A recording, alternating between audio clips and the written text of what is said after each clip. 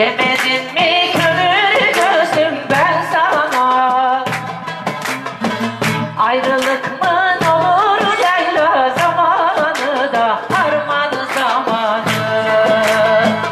Ayrılık mı olur yayla zamanı da harman zamanı.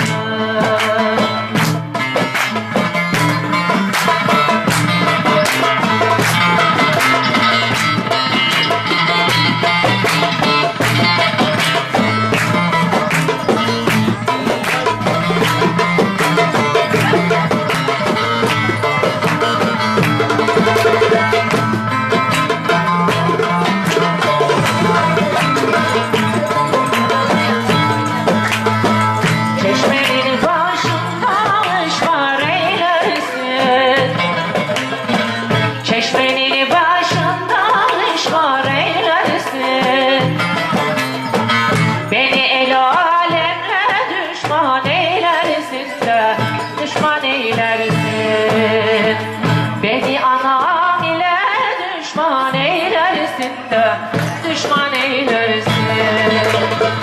Demedim mi kömür gözlüm ben sana?